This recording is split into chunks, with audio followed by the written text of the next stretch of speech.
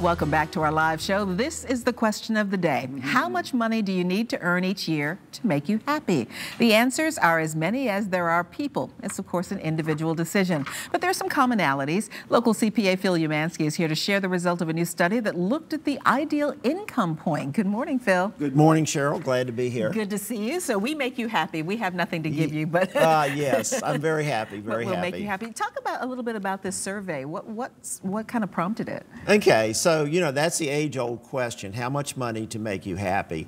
And what prompted it is because people like to know, am I happy or not? Sometimes you got to ask that question. But I wanted to make the analogy with Bill and the food and all of that. All right, think of your stomach, and you need food in it, right? Right. And up to a point, it's great, right? And then if you overeat, what happens? You sort of either plateau. Yeah, or start to feel a little miserable. Or start to feel a little miserable, you have heartache. So the question is, at what point do we feel like we have enough money without money getting in the way of our normal everyday life? And so the thing that I want to say is I do have a number here. It's worldwide. It's based on 1.7 million individuals, just individuals, to get out the statistical noise. And if you take the whole world, it's $75,000 a year. So that's the happy point. That's the happy point. Now, there's big variations in that, as you can imagine. It's based upon, sort of your expectations. It's based upon the people that you hang around with.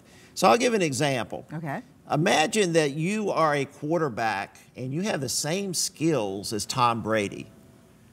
Tom Brady probably makes over $10 million a year. You think that'd be a safe bet? That sounds good, yeah. And that person gets signed for a contract for a measly $1 million a year. Is he going to be happy? Comparatively speaking, no, but probably paying his bills, yes. Yes. So emotional well-being, he'll be all right. Right. But in terms of life evaluation, he's going to say, this is really bad. I should be paid a lot more. So it's really sort of based on what your expectations are. $1 million would be great for me, probably great for most people. Yeah. Okay, because that would be great compared to a pro football player. Right. But so it really deals with your peer group and who you hang around with. As long as you're doing as well as most of the people around you and you evaluate yourself as being successful and being able to meet all of your needs and most of your wants, you're going to be happy. So it's kind of that keeping up with the Joneses attitude. Keeping up with the Joneses within your peer group. Within your peer group, like in your neighborhood. Yeah, within your neighborhood and also within your professional group as well.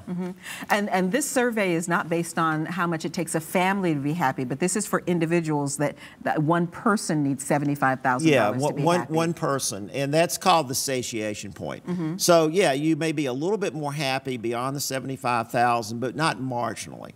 Okay. Okay. Now, this survey took into account people all around the world, too. So were there differences when it came to, say, America versus European cities versus, African countries or Asian countries? Absolutely. 75,000 is for the worldwide. So when you're talking about North America, you can imagine it's going to be more because in North America, the standard of living is higher. So in North America, it's 105,000 for individuals. That's what they call life evaluation. You're evaluating yourself with your peers and your career. However, for emotional well-being, it's 65,000. Now, emotional well-being is how you feel day in and day out. It's not like a long-term perspective of your life expectations. And the key to this was people felt comfortable as long as they could pay their bills and buy the life necessities to make themselves comfortable. And then anything above that's kind of like icing on the cake. It's like icing on the cake. And as you can imagine, the more education you have, the more you expect to make. So if somebody, let's say, finishes high school, then they're going to have a lower threshold for happiness because they don't have the education and the expectations of higher income that sometimes education will bring forth. And then this brings the whole psychological question of what is happy? Absolutely. Yeah, what is happy? If we meet our needs, at least we're meeting our physical needs.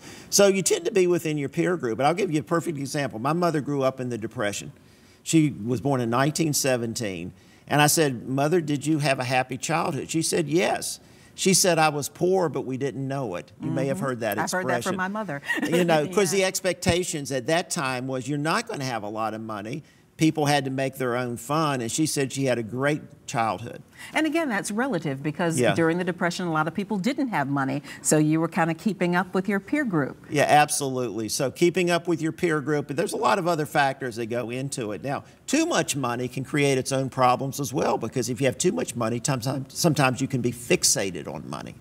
So that, again, that's where you talk about the satiation and then too much, the uncomfortable feeling. But we have a lot of people in the world who have a lot of money who use that to make other people happy. And that probably makes them happy as well. And that's great. That's the good thing about money, is you should make money your servant and not your master. So what's the takeaway from this conversation? Do we all try to have to make $75,000 or more to be happy? Well, I wouldn't say that's universally true, because there is variation. So what I would say is, happiness can come from a lot of different sources. Money can be one of those, but there are tremendous other resources that you can have in terms of love and happiness and family and bonding and hobbies and religion and churches and all of those types of things. That can definitely impact on your happiness. And again, that's just one survey, right? Absolutely, absolutely. All right, Phil Umansky joining us today. Thanks for the insight today. We'll put a link to the Purdue University study on income and happiness on our website. If you'd like to know more about this, just go to WTVR.com/VTM.